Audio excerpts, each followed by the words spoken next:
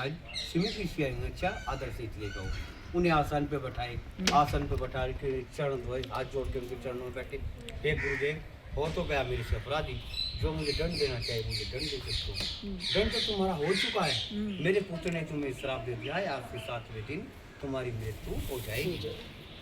मैं तो तुम्हें आज्ञा करने के लिए आया था, जो परलोक में हे प्रभु, हो तो गया मेरे हाथ से, तो मेरा मुझे दंड मिलना चाहिए और कोई नहीं और है जो आपके गुरु हैं, यही तुम्हारा उद्धार कर सकते हैं। तो अपने पुत्र को बुला करके जन्मेजय को राज तिलक देते तो देखा तुम उसको सुना लो और मैं जो अपनी मुक्ति के लिए जाऊँ। तो ये राज तिलक दे करके गुरु के पास पहुँचे। इनके गुरु का नाम वशिष्ठ। क्या नाम था? वशिष्ठ, गुरु वशिष्ठ। राम के गुरु वशिष्ठ जी है और इनके भी गुरु वशिष्ठ जी हैं। तो वहाँ पर आए, अरे तुम, मैं आज तक तुमने क्यों क्या किया? ये गुरुदेव मुझे मालूम ऋषि ने मुझे श्राप दिया है, आज से 7वें दिन मेरी मृत्यु हो जाएगी, मेरा उद्धार कीजिए। उद्धार तो तुम्हारा हो जाएगा, जो तुम्हें भागवत का रसपान पिलाए तो उद्धार तुम्हारा हो। तो अपना बच्चा समझ के मुझे दान दीजिए। तो हे राजन, इसके तारनहार मैं नहीं हूँ, इसके तारनहार इस समय भगवान वेद व्यास जी के पुत्र भगवान सुखदेव जी हैं।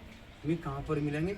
हरिद्वार और हस्तिनापुर के बीच में एक कानन वन है और वहाँ बड़ का पेड़ खड़ा है, वहाँ पर जाओ, वहाँ पे भगवान तुम्हें खुद को खुद मिल जाएंगे। तो यहाँ पर आए, तपोवन भूमि है, बड़े बड़े ऋषि मुनि बैठ करके यहाँ तब क्या करते थे।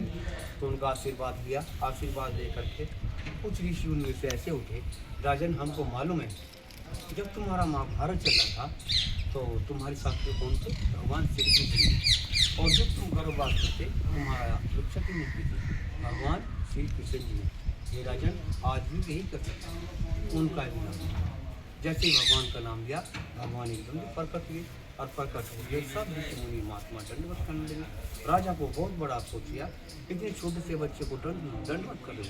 राजन, ये भगवान सुखदेव जी है, हम में से किसी की बस की बात नहीं है, यही तुम्हारा उद्धार कर सकते हैं। तो अपनी आंसुओं से उन्होंने चरण धोए और चरण धो करके भगवान के गले मिले। इस गद्दी पर बैठा करके भगवान को अभिषेक किया और देवताओं को ये मालूम हो गया कि वहाँ पर भगवान पहुँच चुके। तो बड़े विद्वानों में बैठ के होश से आकर इस गद्दी पर बैठ करके उनका सैकड़ों लाखों श्लोक बोल करके यहाँ से भागवत शुरुआत। तो इन भागवत भगवान की दृष्टि राजा पे कर रंजन क्या बात है, क्यों कोई सोचे हे प्रभु, मैं ये हूँ कि मेरी शादी नहीं हुई, मैं क्या करूँ? राजन, तुम्हारे से पहले एक खतवान राजा हुआ, तुम तो भाई घड़ी में मुक्ति हो गए, तुम्हारे पास तो साथ ही नहीं, तुम की चिंता करते हो। तो सुनो, जो मेरे पिता की नहीं है मुझको बताइए, वही भागवत में तुमको बताने जा रहा हूँ। अपने अंत समय में व्यक्ति घबराए नहीं, ओम नमो भगवते का जाप जपे, वही व्यक्ति बैकुंठ धाम को पहुँच जाएगा। राजन, चिंता मत करो। तो यहाँ से भागवत स्टार्टिंग की। तो जैसे कि वे ऐसे के ऐसे बैठ रहे, ना तो उन्होंने जल ग्रहण किया ना उन्होंने भोजन ग्रहण किया। बीच बीच में भगवान पूछ रहे हैं तुम्हें भोजन चाहिए, कुछ चाहिए तुम्हें बताओ, अब प्रभु मुझे कुछ। तो भागवत में इतना आनंद आया उन्हें ये नहीं मालूम हुआ कि 7 दिन प्रभु को निकल गए। जैसे ही 7वां रोज आया और 7वां रोज आते ही भगवान कह रहे हैं जो मैंने तुम्हें ज्ञान योग सिखाया है वो पढ़ो और विमान में बैठो, चलो वैकुंठ को। जो ऋषियों की वाणी है वो भी सत्य होने वाली है। तो अपने विमान में बैठा करके दीजिए। और जैसे कि हमारी सुंदर सुंदर फूल आता था, छोटा सरोवर बना करके डलिया के बीच में रख दिया। जैसे ही डलिया रखी वो यहाँ पे मारा उन्होंने और उसकी मिट्टी जर्जर हो गई। और जो ऋषियों की वाणी थी वो भी सत्य हो गई और जो भागवत का वो था वो भी सत्य हो गया। बोलो श्री सुखदेव जी भगवान की जय, महाराज की जय, भागवत महापुराण। तो ये भगवान का स्थान है जहाँ पे बैठ के भगवान ने श्रीमद् भागवत राजा पृथ्वी जी को सुनाई।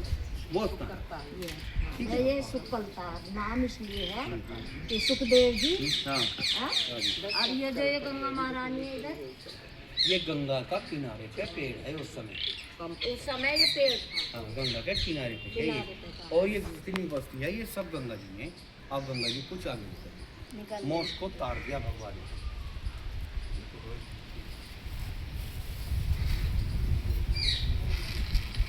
तो आज हमने ये